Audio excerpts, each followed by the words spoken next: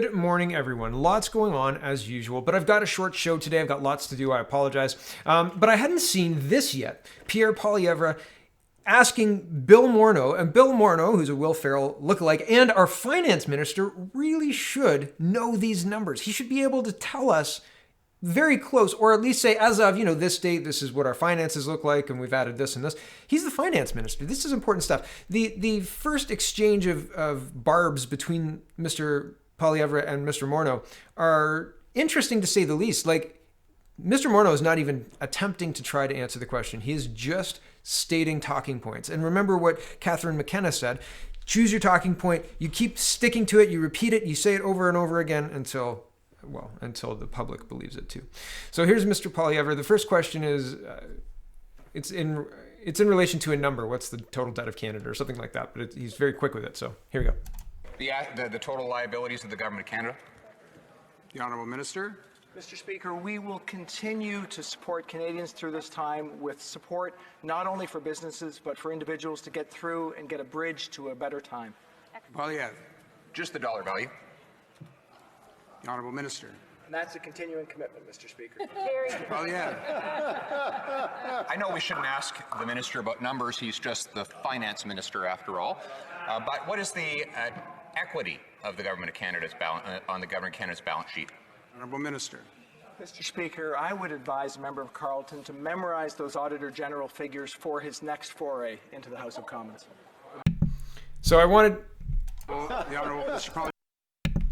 you guys to hear the laughs first when Mr. Morneau didn't even try to answer the question, and then the jeers when it turned kind of serious. Like, Mr.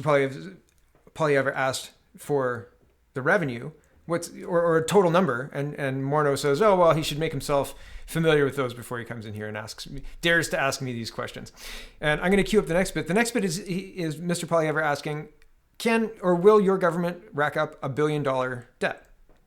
That's a question that should be like a yes or no answer, right? Here we go. Numbers tell us, is it possible his government will hit $1 trillion of debt this year? Minister of Finance. Mr. Speaker, I want to assure Canadians that our approach will be to continue to make investments on their behalf, and that is available to us because of our strong fiscal position. But we will continue to take that approach, which we think is the appropriate approach. Poilievre. $1 trillion, yes or no? The Honourable Minister. Mr. Speaker, as I said, we will continue to focus on the importance of supporting Canadians. Mr. Poilievre. What is the size of our current national debt? The Honourable Minister. And Mr. Speaker, I think that what will happen as we do that is we will allow ourselves to have a stronger economy at the end because of these investments. Poilievre. The size of the national debt? The Honourable Minister. And we have always seen, Mr. Speaker, that these investments, they're not only supporting Canadians, they're supporting businesses, so that we do have a strong economy and a strong fiscal position coming out of this position. Mr. Poilievre. Does the Finance Minister know the size of our national debt? The Honourable Minister.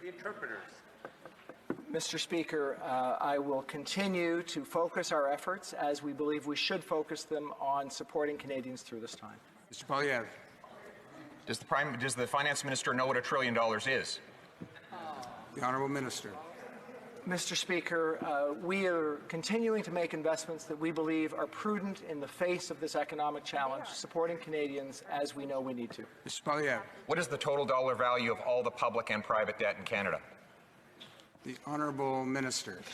Mr. Speaker, we know that by supporting Canadians, So at what point do you just, throw the baby out with the bathwater with regards to these Liberals? They have no interest in actually governing honestly or being transparent with the numbers. We've spent a lot of money in the last little while. And here's something to note. This is Christina Howrun, and she is a City TV news reporter, and she says Ontario's Financial Accountability Office estimates that 1/3 of jobs have been directly affected by COVID-19, through loss or reduced hours, and nearly all were related to closure of non-essential businesses. Most impacted, low-wage jobs. So 87% of the job losses between February, I'll click on this here. 87% of the job losses between February and April occurred in the private sector, while public sector employment and self-employment recorded relatively small declines. Part-time workers lost jobs at more than twice the pace compared to full-time workers. Workers in industries with below average wages, including wholesale, retail, trade, and accommodation and food services, have accounted for 7 in 10 jobs lost since February. Job losses have also been more pronounced for temporary workers and youth. Since February, job losses among women have been somewhat larger than for men. And it's like 50,000 difference between women and men. So that's trying to make political hay out of nothing. So isn't that interesting, right? Like the most impacted are the low wage workers. That's interesting. Another interesting bit is, isn't Trudeau a globalist? Isn't he a committed globalist looking for a place on the UN Security Council? Here he is urging Canadians to buy Canadian. So that's weird. And I know all Canadians do too. And everyone who wants to show their support, buy Canadian. Pick up some Canadian cheese to help out a local dairy farmer. Have a fish fry or buy Canadian lobster. Not only will it taste great, but it'll help the people who keep putting food on our plates. Just seems weird. Inconsistent. Here is the last story for this morning. I just thought this was interesting and something to note because it's notable. Okay, so the regulations for order in council, it says Canadian law cannot use an order in council to prohibit a firearm if, in their opinion, that is the government's opinion, that firearm is reasonable for use in hunting. Canada also said it was lawful for Aboriginals to hunt with the AR-15 banned weapons, AR-15 class and other banned weapons, making them reasonable to be used in hunting. So here's the regulation. It says 117.15.1. Subject to subsection 2, the governor and council may make regulations prescribing anything that by this part is to be or may be prescribed. Restriction: in making regulations, the governor and council may not prescribe anything to be prohibited, to be a prohibited firearm, a restricted firearm, a prohibited weapon, a restricted weapon, prohibited device, or prohibited ammunition, if in their opinion of the government and council, the thing to be prescribed is reasonable for use in Canada for hunting or sporting purposes. So you can use this restriction, but not if it's reasonable for hunting or sporting purposes. And here is Indigenous hunters excluded from Ottawa's assault weapons ban under Section 35. So they're contravening their own laws. They knowingly are contravening their own laws. I mean, somebody's got to know this. Like, people on the internet put this stuff together quickly and they tell their MPs. I've been guilty time and again of sending emails to MPs with videos that break things down or just news articles, etc. So why are they looking at this and saying, yeah, well, whatever, we'll just carry on and we'll do what we want to do, and Canadians won't do anything to stop it. So isn't that a bad situation to be in? It's very interesting. I mean, I've had lots of people talk about gun bans one way and the other, and saying, I had somebody say to me, well, you could just buy a firearm, get your RPAL and get a handgun, and what's the problem? And I mean, the problem is the reclassification of this weapon as something that was, and it was quite a popular weapon too. The business is impacted. It's not just the owners of the guns, and I've never owned a weapon in my entire life. Like, I've fired rifles before, but I've never owned a weapon. I was in cadets, but I've never owned a weapon, so it's not even. It wouldn't be like me to go out and get an RPAL, although I'm interested in it. But I think that it's just the hypocrisy, the very clear lack of understanding or a laissez-faire attitude towards the laws, right? Like, the laws are there for a reason. If they don't pay attention to something like this, it's the brown M&M thing, right? If they're not paying attention to the details like this, what else are they completely ignoring, right? And unfortunately, I think that it's a whole lot. I mean, when you look at what Trudeau urges during the daily presser, right? Like the daily media grind that he's got to do. I guess that's all he's got to do. He says one thing, but then he behaves in a different way, very globalist, right? And the same with this. Like, the push is, everybody's got to pull together to save everybody, and we're going to spend all this money, and the job losses are really heavily on the most vulnerable, and so. Is what they're doing really trying to protect people? Because it doesn't look like it. It looks like it's complicating life for a whole lot of people, right? And the COVID-19 thing, my goodness. Well, I mean, places that didn't shut down have a similar curve to places that did. So is it worth the economic impact that the shutdowns had? I don't know.